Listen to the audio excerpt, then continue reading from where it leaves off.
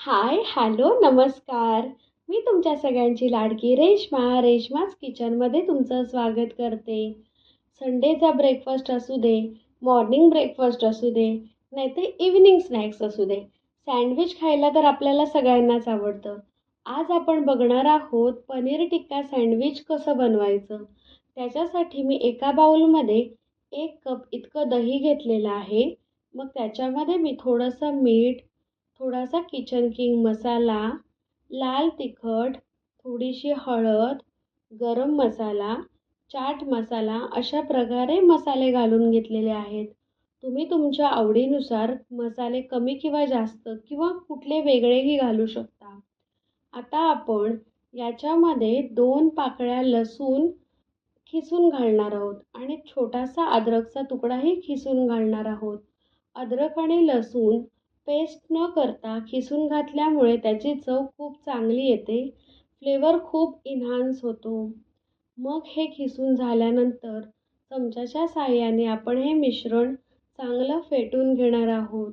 हे फेटून घेतल्यामुळे दही चांगला एकसंध आणि स्मूथ होतं आणि मॅरिनेशन खूप चांगलं होतं. एकदम मिळून येतं. त्याच्यामुळे पूर्ण मॅरिनेशन आपण ज्या व्हेजिटेबल्स त्याच्यामध्ये ॲड करणार आहोत त्याला चांगलं लागतात. इथे मी 2 शिमला मिरची आणि 2 कांदे आणि पाव किलो इतकं पनीर घेतलेलं आहे. त्याच्यानंतर आपण कोबीचंही मॅरिनेट करणार आहोत. त्याच्यासाठी मी अर्धा पाव इतकी कोबी घेतलेली आहे. शिमला मिरची स्क्वेअर शेपमध्ये कापून झाल्यावर आपण त्या दहीच्या मिश्रणामध्ये चांगले मिक्स करून घेणार आहोत. मग कांद्याचेही छोटे छोटे काप करून घेणार आहोत. कांद्याचे काप केल्यानंतर त्याच्या पाकळ्या आपल्याला हाताच्या साहाय्याने मोकळ्या करून घ्यायच्या आहेत. त्याच्यामुळे कांद्याच्या प्रत्येक पाकळीला मॅरिनेशन खूप चांगल्या प्रकारे लागतं. मग हे मिश्रण चमच्याच्या साहाय्याने चांगलं आपल्याला एकत्रित करून घ्यायचं आहे.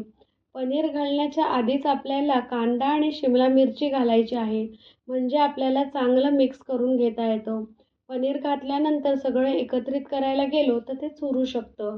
पनीर घातल्यानंतर मी हे टॉस करून एकत्रित करणार आहे.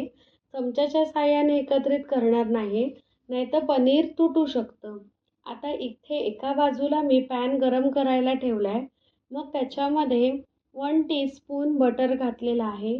बटर चांगलं मेल्ट झालं की आपण जे मॅरिनेट केलेलं आहे पनीर, शिमला मिरची आणि कांद्याचं ते त्याच्यावर घालून चांगलं परतून घेणार आहोत. पनीर खरपूस होईपर्यंत आपल्याला मीडियम टू हाय फ्लेमवर परतून घ्यायचं आहे. आपल्याला स्लो फ्लेम करायची नाही आहे, नाहीतर त्या भाज्या आहेत त्या सॉफ्ट होतील, त्यातला क्रंचीनेस निघून जाईल, मग त्याला काही मजा येणार नाही. इथे मी एका बाजूला कोबी बारीक कापून घेत आहे. कोबी बारीक कापून झाली का मी त्याच्यामध्ये काही सॉस ॲड करणार आहे. तुम्ही तुमच्या आवडीनुसार याच्यामध्ये सॉस घालू शकता. मी इथे तंदुरी मेयो घातलेला आहे.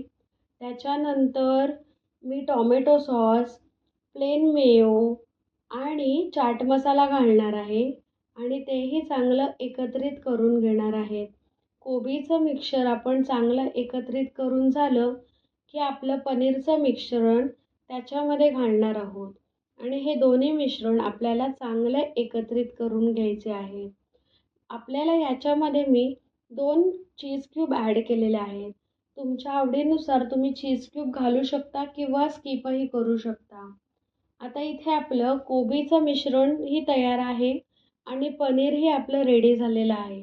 आता मी हे पनीर कोबीमध्ये घालून चांगलं एकत्रित करणार आहे. आपण ह्याच्यासाठी मी व्हाईट ब्रेड वापरलेले आहे.